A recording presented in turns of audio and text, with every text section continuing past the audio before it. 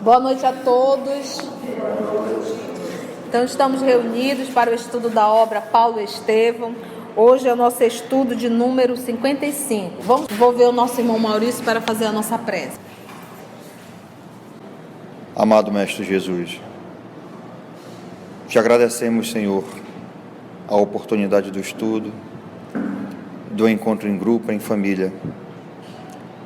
Te agradecemos a oportunidade de obter os conhecimentos necessários a vencer todos os obstáculos nessa encarnação. Te agradecemos a acolhida da família, dos amigos, deste Porto de Luz. E te pedimos, Senhor,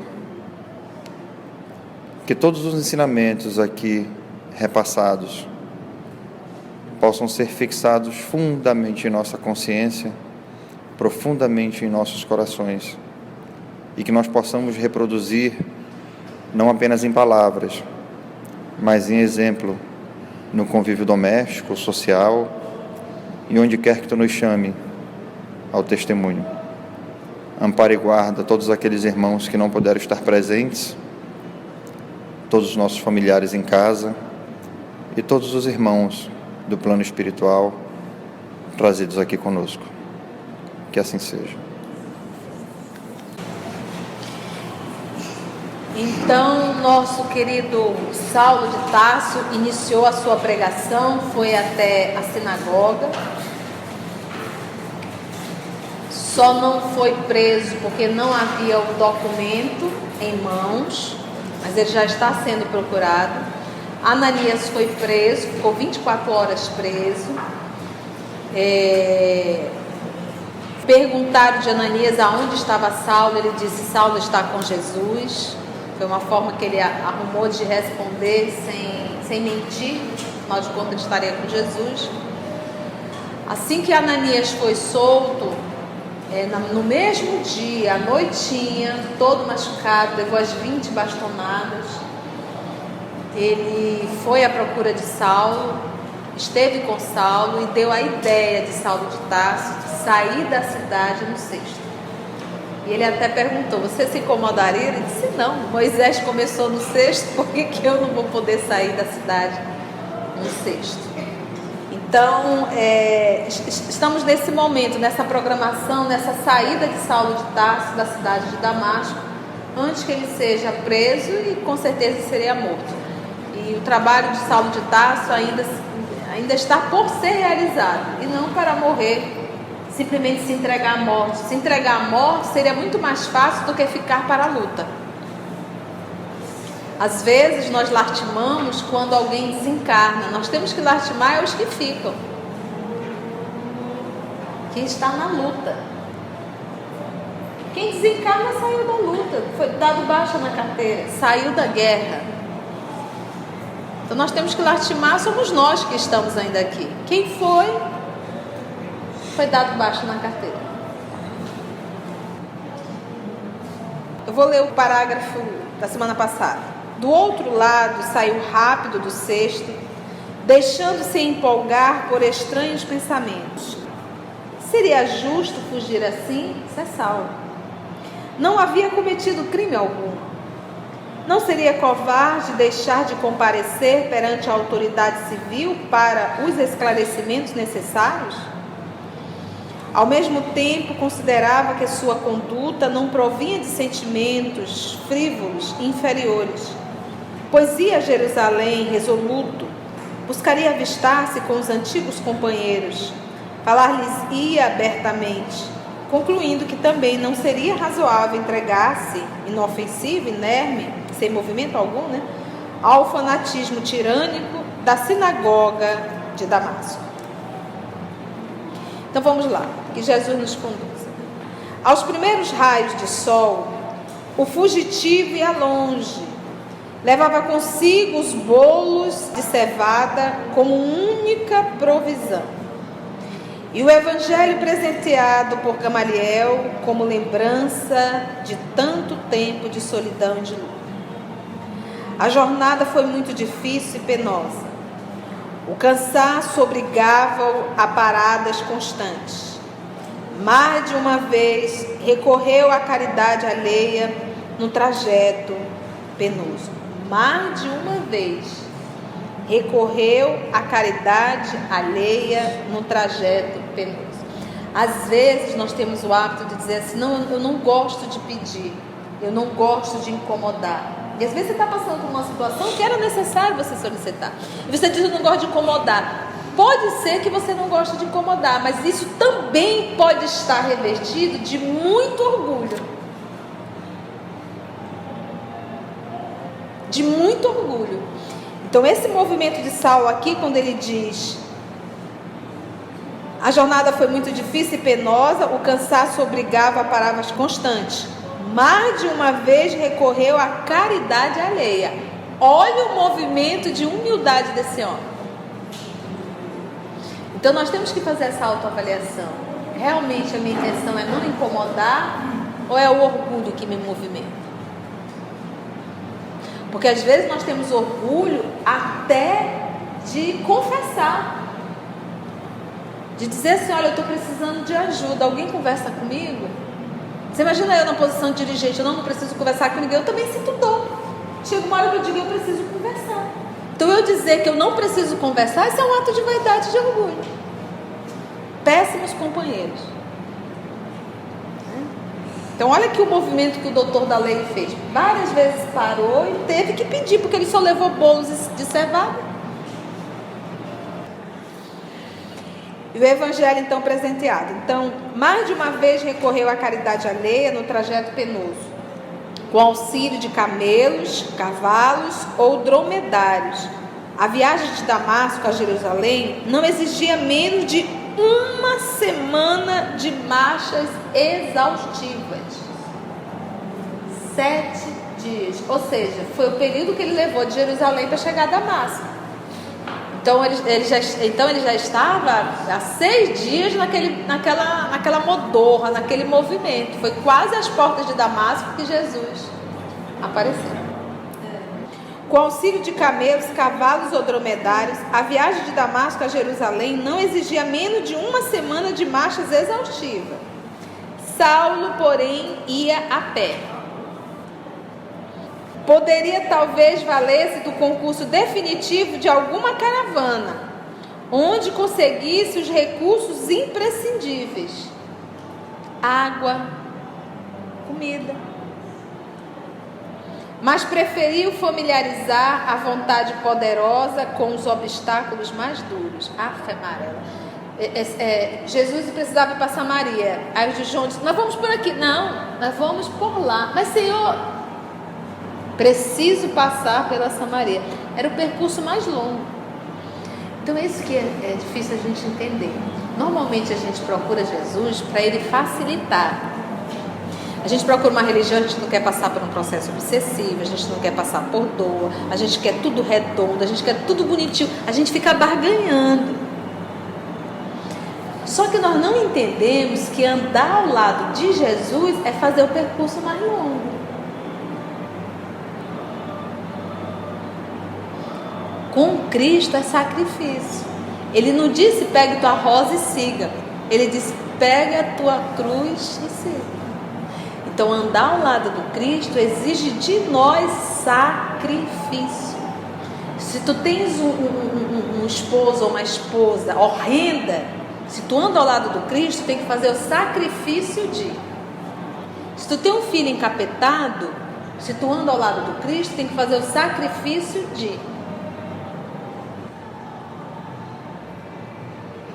Se dentro da tua casa o movimento é difícil, todo mundo se escora, se tu está ao lado do Cristo, tem que fazer o sacrifício de.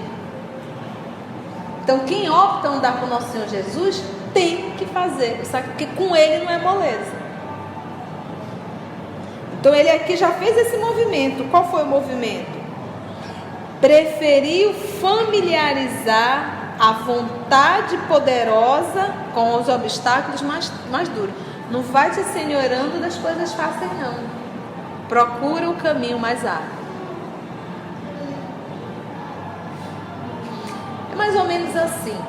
Quando você está acostumada a cozinhar para 100 pessoas todos os dias, o dia que te pedirem para fazer para 5,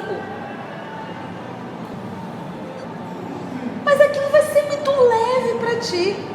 Agora, uma pessoa que passou a vida inteira cozinhando para 2 pessoas, se chegar alguém na casa, ela tem que aumentar para fazer para 5, Deus o livre. Acabou, tô morta, de cansada, muito difícil, esse monte de gente dentro de casa, eu não aguento mais. Entendeu por que Jesus exige o sacrifício? E quando vem a moleza, a gente se sente até mal, parece até que não trabalhou. Desse exemplo doméstico, mas coloca isso em um nível maior. Lembra o jovem mancebo, rico? Senhor, eu quero te seguir. Tu segue os mandamentos? Sim, eu sigo todos os mandamentos. Então tá, vai, vende tudo que tu tem e volta. Não voltou nunca mais, porque ele era materialista. Está agarrado às coisas materialistas. Vamos lá. Quando a fadiga lhe sugeria o desejo de aguardar a cooperação eventual de outrem, buscava vencer o desânimo, punha-se novamente de pé, apoiava-se em cajados improvisados. Gente, esse homem é o cara. Pensa, tu tá no deserto, um sol quente, não é de areia, de pedras, com fome, com sede, o corpo berrando. E ele disse, quando ele sentia que o desânimo, mais de uma semana, bem mais. E aí ele se obrigava a levantar. Se obrigava, é aquilo que o livro dos Espíritos nos fala sobre a vontade.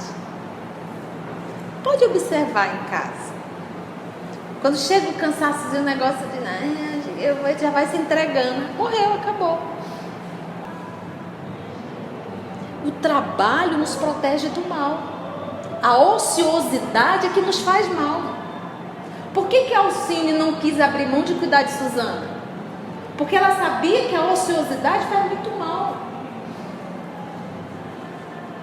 Então nós não devemos nos entregar ao cansaçozinho. Eu não vou hoje para o centro, eu estou cansadinho. Então fazer esse movimento, porque isso é um movimento de autoeducação. Então se você começa a ceder para esses movimentos pequenininhos, você está te ensinando a desistir, a não ser uma pessoa que luta.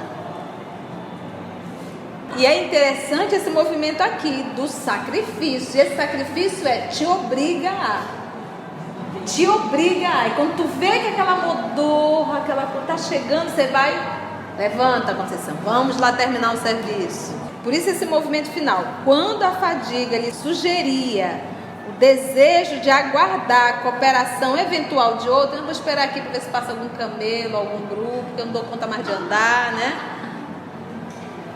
Buscava vencer o desânimo, punha-se novamente de pé, apoiava-se em cajados improvisados. Onde ele dormia?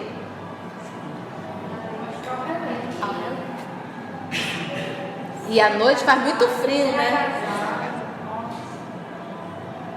E a gente reclamando, né? Depois de suaves recordações no local em que tivera a visão gloriosa do Messias ressuscitado, voltou a experimentar carinhosas emoções ao penetrar na Palestina, atravessando vagarosamente extensas regiões da Galileia. Coisa linda, ele foi agora passar por onde Jesus esteve, onde Jesus pregou, onde Jesus ensinou, onde Jesus curou. Fazia questão de conhecer o teatro das primeiras lutas do Mestre, identificar-se com as paisagens mais queridas, visitar Cafarnaum e Nazaré, ouvir a palavra dos filhos da região. Naquele tempo, já o ardoroso apóstolo dos gentios desejava inteirar-se de todos os fatos referentes à vida de Jesus. Olha aqui a revelação de Emmanuel. Ansiava por coordená-los com segurança, de maneira a legar aos irmãos em humanidade o melhor repositório de informações sobre o emissário divino. Olha a cabeça desse homem. Ele estava pensando no presente e no futuro. No presente, tenho que divulgar a boa nova. No futuro, tenho que escrever para que a posteridade possa conhecer Jesus. Esse é um homem holístico. Quando chegou a Cafarnaum, eram várias aldeias, assim uma ao lado da outra. Aldeias mesmo, pequenininhas, poucas pessoas. Quando chegou a Cafarnaum, um crepúsculo de ouro entornava maravilhas de luz na bucólica paisagem. O ex-rabino desceu religiosamente às margens do lago. Embebeu-se na contemplação das águas marulhosas, pensando em Jesus, no poder do seu amor, chorou, dominado por singular emoção. Queria ter sido pescador humilde para captar os ensinamentos sublimes na fonte de suas palavras generosas e imortais.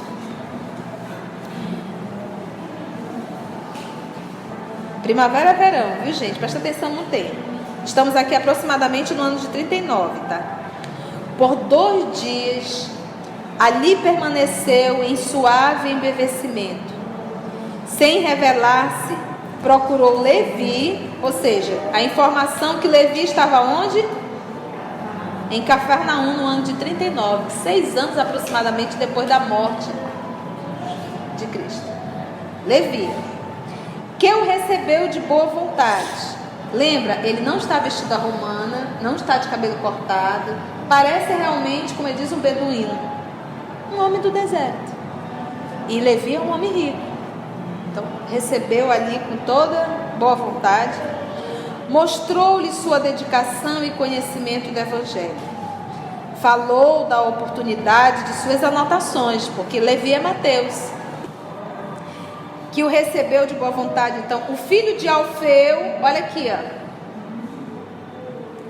alegrou-se ao contágio daquela palavra inteligente e confortadora, porque Saulo era inteligente.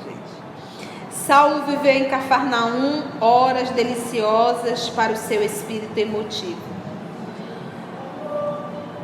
Fora o local das pregações do mestre. Mais adiante, a casinha de Simão Pedro. Simão Pedro já estava em Jerusalém. Além, a coletoria onde o mestre fora chamar Levi, olha aqui, né? Para o desempenho de importante papel entre os apóstolos. Qual era o importante papel entre os apóstolos? Porque Levi foi o quê? O que escreveu. Abraçou homens fortes da localidade que tinham sido cegos e leprosos, curados pelas mãos misericordiosas do Messias. Foi a Dalmanuta, onde conheceu Madalena. Então, no ano de 39, então, ou seja, nós que estamos estudando Madalena no Boa Nova, parece assim que ela conheceu Jesus. Jesus foi crucificado e logo ela foi conviver com os nancenianos. Não. Nós estamos aqui aproximadamente 6 anos depois e ela ainda estava em Dalmanuta. Mas não mais se prostituiu. Porque ela vivia numa vila principesca. Foi a Dalmanuta, onde conheceu Madalena.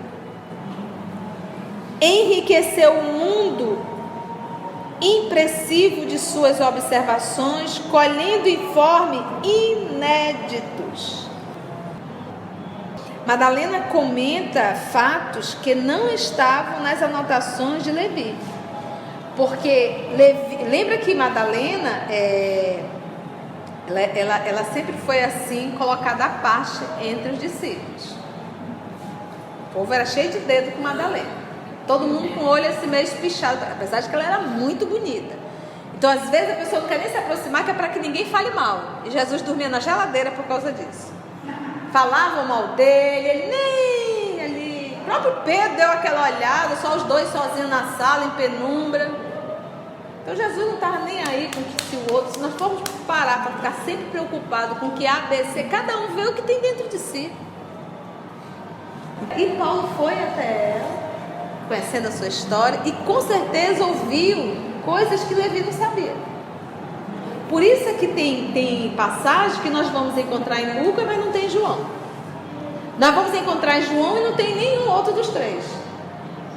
Porque são 4 pessoas falando de um mesmo homem. Às vezes tem a mesma história, mas em um está dizendo que é 2, ali está dizendo que são 3. Tem uma passagem que é muito intrigante, quando o jovem conta e diz assim: bom mestre. Ele diz: por que me chamar de bom? Em uma outra, o outro eu acho que é Lucas, eu vou até pegar realmente, ele diz assim: bom mestre. Ele diz assim: por que perguntas o que é bom? Tu sabes o que é bom. Bom é o meu pai. Então muda totalmente sentido, não é verdade?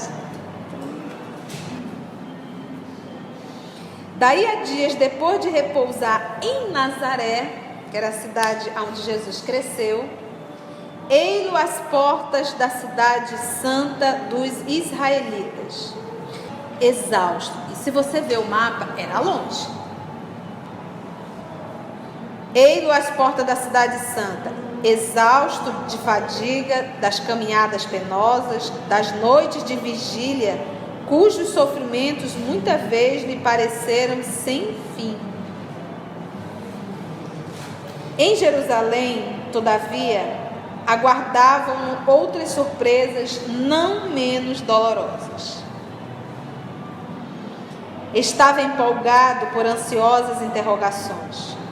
Não mais tivera notícia dos pais, dos amigos, da irmã carinhosa, dos familiares sempre vivos na sua memória. Como receberiam os companheiros mais sinceros? Não poderia esperar amáveis recepções do Sinédrio. O episódio de Damasco dava-lhe a perceber o estado de ânimo dos membros do tribunal. Certo, fora sumariamente expulso do cenáculo, mas conspícuo da raça. Esse conspícuo quer dizer notável, tá? Eu vou substituir. Fora sumariamente expulso do cenáculo mais notável da raça. Em compensação, fora admitido pelo Cristo no cenáculo infinito das verdades eternas. Porque dentro do Sinédrio ele estava na maior posição. Foi excluído. Mas ele diz: mas fui incluído no cenáculo do Cristo. Dominado por essas reflexões, atravessou a porta da cidade, recordando o tempo em que, numa biga veloz, saía, noutro local, buscando a casa de Zacarias, na direção de Jope. As reminiscências das horas mais venturosas da mocidade encheram-lhe os olhos de pranto. Imagina, puxa vida, eu estou entrando a pé, magro, cabeludo, bronzeado de sol. Quantas vezes eu já passei aqui numa biga romana com 2 cavalos soberbos. Você imagina isso? Para pensar. Imagina você ter feito aquele movimento num carrão, lá vai e volta, vai e volta, vai e volta. De repente você se vê adentrando na sua cidade, a pé, mal vestido, faminto, cansado e irreconhecível. Os transeuntes de Jerusalém estavam longe de imaginar quem era aquele homem magro e pálido, barba grande e olhos fundos, que passava arrastando-se de fadiga. Ninguém reconheceu. Vocês entendem por que ele diz: não sou eu que vivo, é o Cristo que vive em mim? Esse homem se apagou. Ele se apagou. Ele se apagou. Eu não estou aqui mais para fazer as minhas vontades, estou aqui para fazer a vontade do Cristo.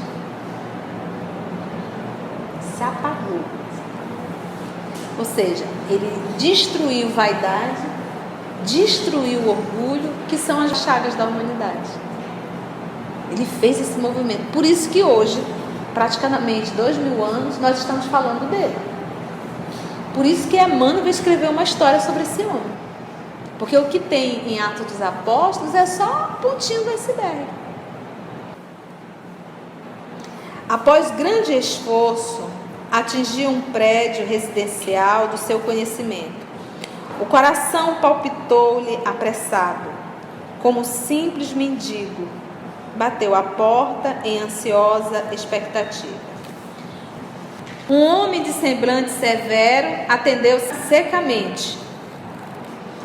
Podeis informar, por favor, Disse com humildade. se ainda aqui reside uma senhora chamada Dalila? Não. Respondeu o outro, ríspido. Quem era Dalila? A irmã dele. Aquele olhar duro não ensejava novas perguntas, mas ainda assim aventurou. Poderias dizer, por obséquio, para onde se mudou? Ora essa. Explicou o dono da casa irritadíssimo. Dar-se-á que tenha que te prestar contas ao mendigo. Daqui a pouco o Senhor me perguntará se comprei essa casa. Depois me pedirá o preço. Exigirá datas, reclamará novas informações sobre os antigos moradores, tomará meu tempo com 1000 interrogações ociosas. Mendigo.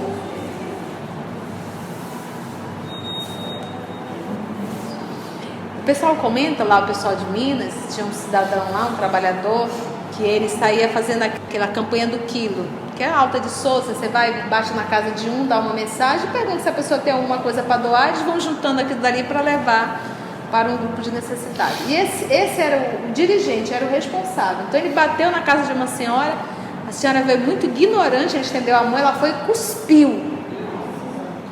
Aí ele olhou, limpou, né, se limpou e disse assim: esse é para mim, é o que eu mereço, e para os pobres. Já pensou? Esse é para mim, é o que eu mereço, e para os pobres. A senhora tem alguma coisa para dar? E, fixando em Saulo os olhos impassíveis, rematou de chofre. Nada sei, está ouvindo? Põe-se na rua. O fugitivo de Damasco voltou serenamente,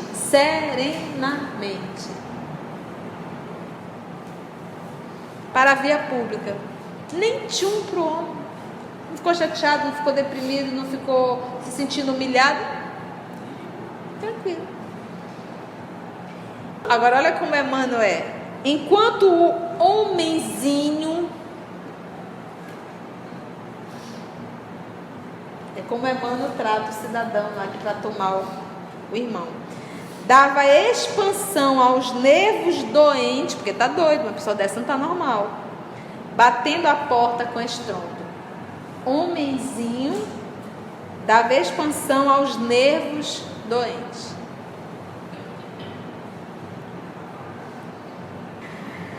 O ex-discípulo de Gamaliel refletiu na realidade amarga daquela primeira recepção simbólica. Jerusalém, certamente, nunca mais poderia conhecê-lo. Não obstante a impressão dolorosa, não se deixaria empolgar pelo desânimo. Resolveu procurar Alexandre, parente de Caifás, e seu companheiro de atividades no sinédrio e no templo.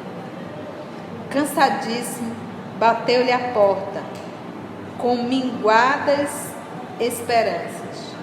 Um servo da casa, depois da primeira pergunta, vinha trazer-lhe a alviçarreira notícia.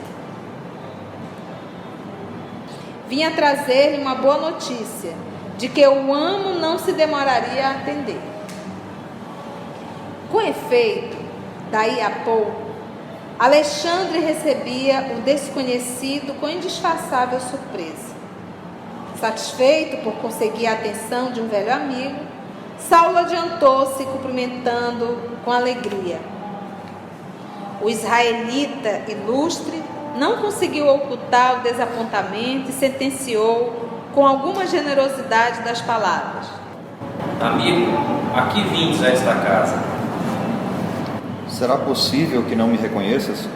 Interrogou bem-humorado, apesar da imensa fadiga. Vossa fisionomia não me é de todo estranha. Entretanto, Alexandre, exclamou por fim prazenteiro. não te recordas mais de Saulo? Um grande abraço foi a resposta do amigo, que perguntava solícito, modificando o tratamento. muito bem, até que enfim, graças a Deus, vejo que estás curado. Não me enganei esperando que voltasses.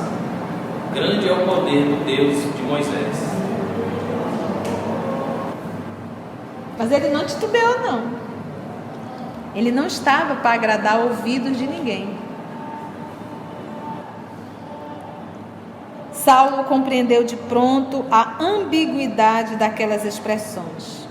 Sentindo dificuldade em fazer-se entendido, procurava o melhor meio de explicar-se com êxito, enquanto o amigo prosseguia. Mas que aspecto é esse? Olha que mais pareces um beduíno do deserto. Diz-me, quanto tempo durou a enfermidade pertinaz? Saulo encheu-se de coragem e acentuou: Mas há engano com certeza, ou estarás mal informado, porque nunca estive doente. Impossível. Disse Alexandre, visivelmente desapontado, depois de tantas demonstrações afetuosas. Jerusalém anda repleta de lendas a teu respeito. Sadoc veio até aqui há 3 anos, pedir providências enérgicas do Sinédrio para que se esclarecesse tua situação. E depois de longos debates, levou uma ordem de prisão contra ti. Nossa, o próprio Sadoc levou? Cara, o Sadoc cresceu com ele. O Sadoc está nessa posição porque Saulo colocou. O pai de Saulo de Tarso ajudou a criação de Sadoc. Desde essa época, lutei desesperadamente para que modificassem as disposições da peça condenatória.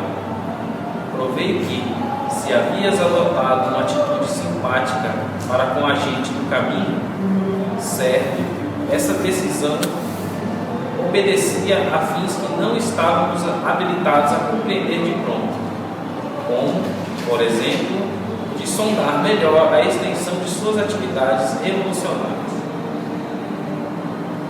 Saulo não pôde conter-se e revidou antes que o amigo continuasse.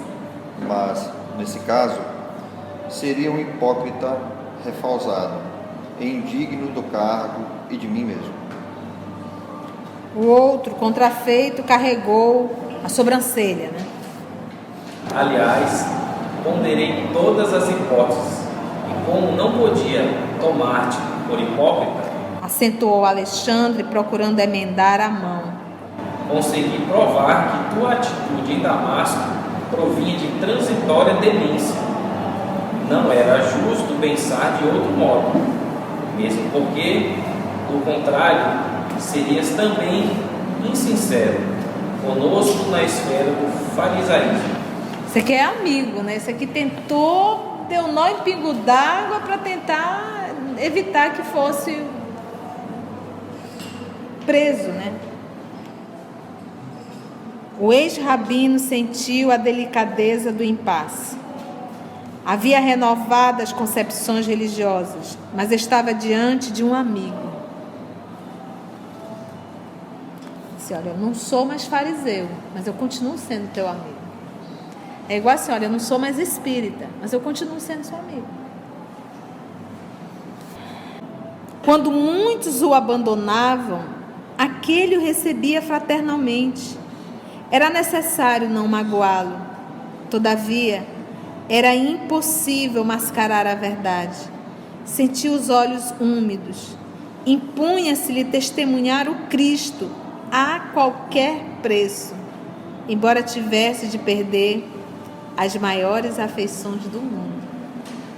Aquele que amar mais ao pai e à mãe do que a mim, não é digno de mim. Lembra dessa passagem de Jesus? Então, nesse momento aqui, Saulo ficou 3 anos no deserto, se preparando para esses momentos, porque as provações estão começando agora.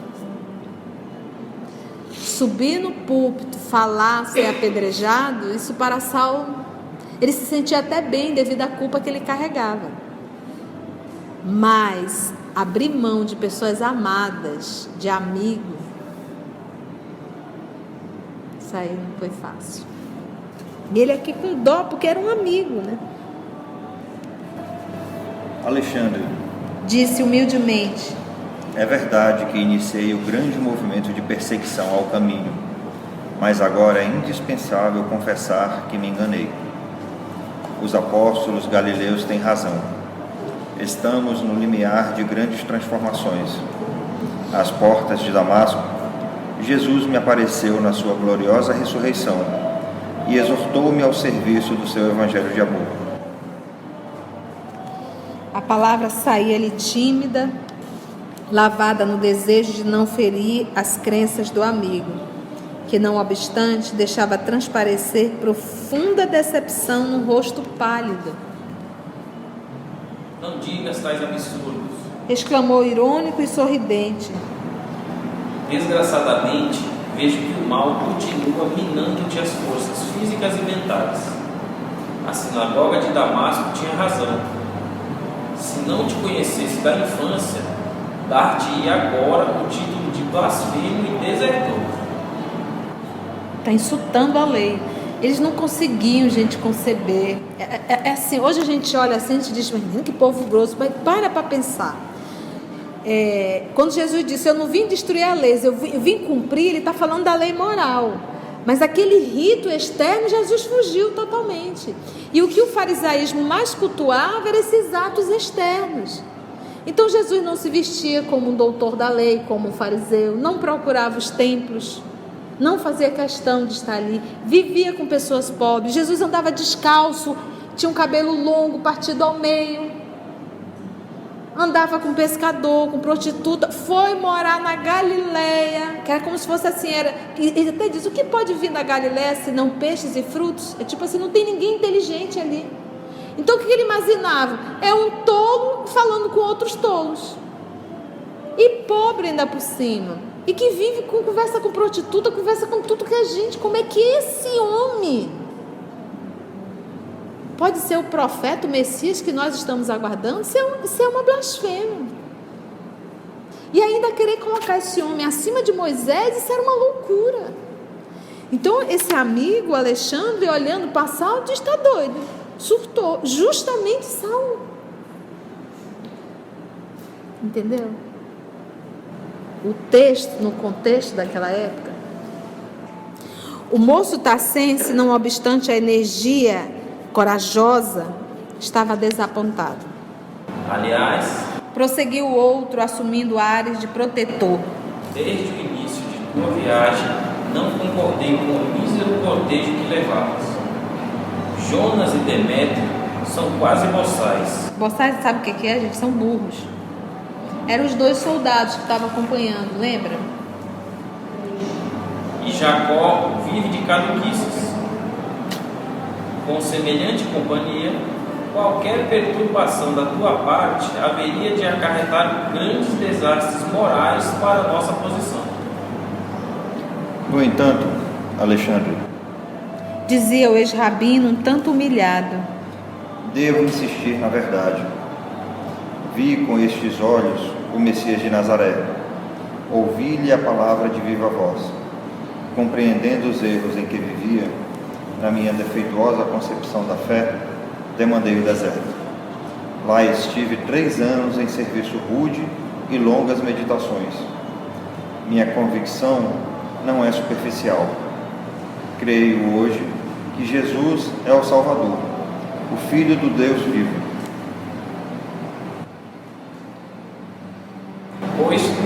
cidade?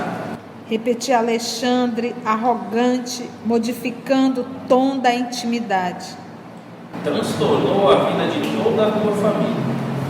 Envergonhados com as notícias chegadas da Síria, Jacques e Dalila mudaram-se de Jerusalém para a Cilícia. Quando soube da ordem de prisão lavrada pelo Sinédrio contra tua pessoa, tua mãe faleceu em Tarso. Teu pai, tido pouco esmero, esperando da tua inteligência os maiores galardões de nossa raça, vive acabrunhado e infeliz. Teus amigos, cansados de suportar as ironias do povo, em Jerusalém vivem esquivos e humilhados depois de te procurarem em vão. Não te doerá a visão deste quadro? Uma dor como esta não bastará para refazer-te o equilíbrio mental? Assim, de uma vez só, a irmã e o esposo, né, no caso o cunhado, foram viver na Cilícia. A mãe, quando soube da notícia de prisão, foi a óbito. Os amigos vivem todos acabrunhados e o pai numa tristeza só. Quando a gente lê Paulo de Tarso, a gente olha para a nossa vida e diz: não tem sacrifício nenhum. Estou reclamando do quê? Dá até uma vergonha.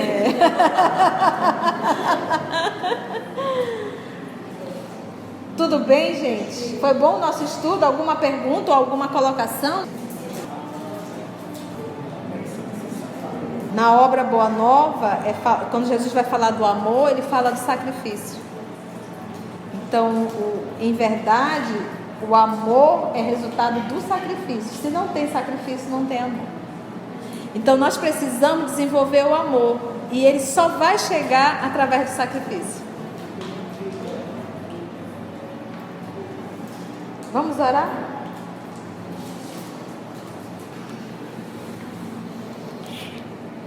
Ao término desses estudos, amigo Mestre Jesus, a palavra de agradecimento que sai de nossos corações, sem dúvida, é aquela que vem preencher-nos mais ainda do sentimento da alegria de estarmos juntos em torno do Teu Evangelho. Nós que desperdiçamos há mais de 2000 anos esta oportunidade, hoje buscamos, Senhor, ávidos para aprender mais e mais. Mas nós te rogamos, querido Mestre Jesus, ensina-nos a prática, para que assim possamos triunfar sobre nós mesmos.